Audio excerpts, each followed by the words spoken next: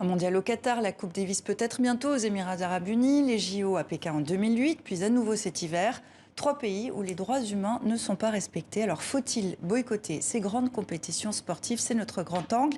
Les boycotter, mais sur quels critères? Vous vous interrogez. Pascal Boniface, bonsoir. Bonsoir. Vous êtes le directeur de l'Institut de Relations Internationales et Stratégiques, l'IRIS, et spécialiste de la géopolitique du sport. Vous pensez-vous qu'un boycott serait un signal fort? Patrick Clastres, bonsoir. Vous êtes historien et professeur à la faculté des sciences sociales et politiques à l'Université de Lausanne.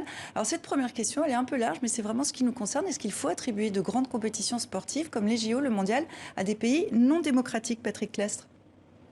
Disons qu'il est dans la logique du CIO d'olympiser le monde, donc d'étendre son influence à l'échelle de la planète contre la Russie et contre la Chine, il faut le dire historiquement, qui ont créé de leur côté des Jeux olympiques concurrents, les Spartakiades à l'époque de Staline et puis les Jeux du tiers-monde à l'époque de Mao Tse-tung. Donc pour le CIO, il est important d'achever le processus d'olympisation du monde au risque d'être percuté par la question des droits de l'homme. Un processus d'olympisation de la part du CIO? Oui, effectivement, le sport est universel, pas les démocraties. Donc la question est de savoir, est-ce que l'on doit uniquement accorder ces compétitions aux démocraties, mais qui décide qu'il y a une démocratie?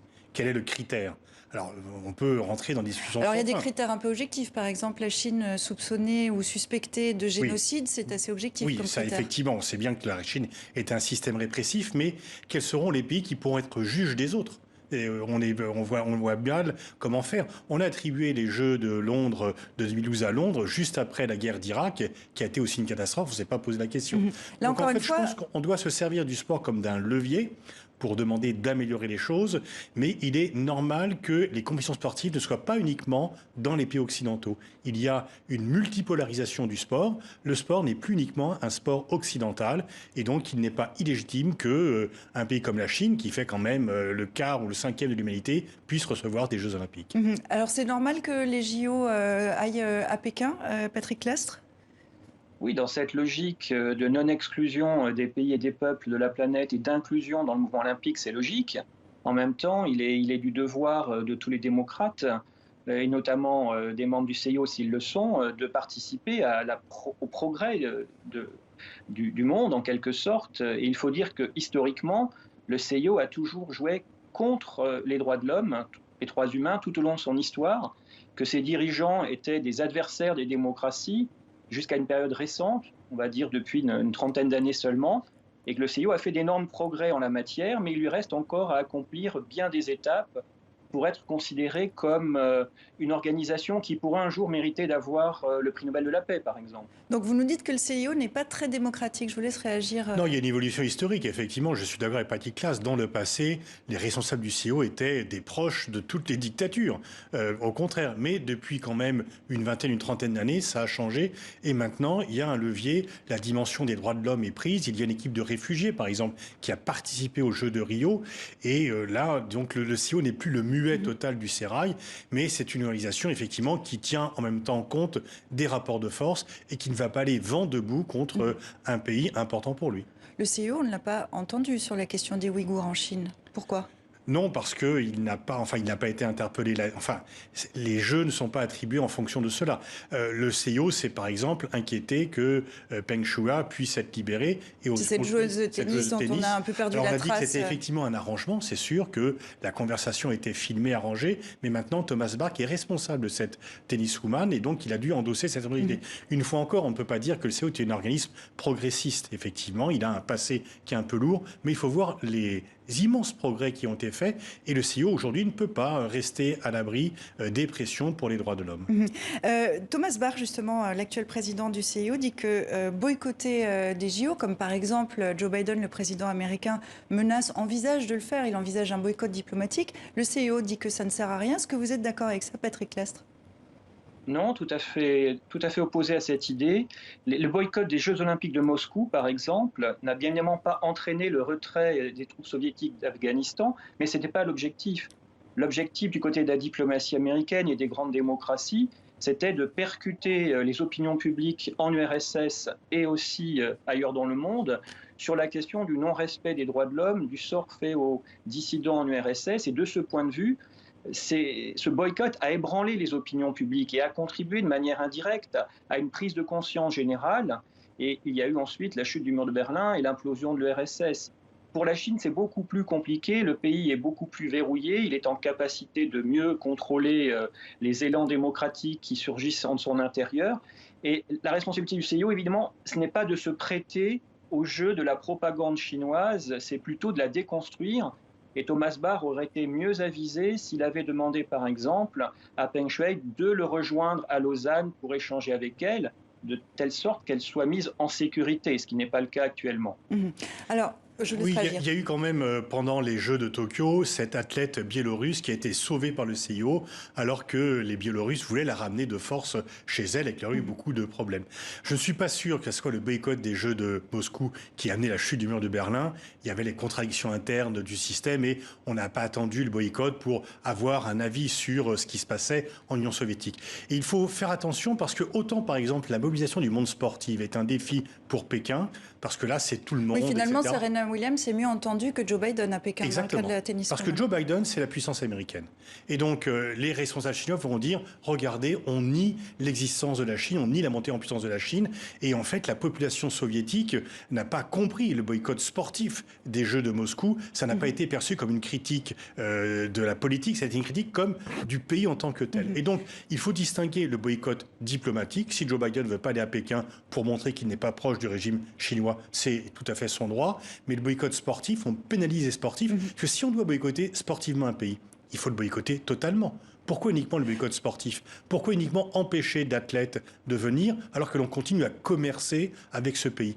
Donc, de deux choses l'une. Soit on boycotte tout, et donc on dit ce pays doit être mis sous embargo parce que sa conduite est tout à fait inadmissible. Mais réserver le boycott uniquement au domaine sportif me paraît être d'une part contre-productif parce que la population locale le sent comme une humiliation nationale et pas une critique du régime et vient un peu punir uniquement les sportifs. Si les sportifs n'y vont pas, on les punit?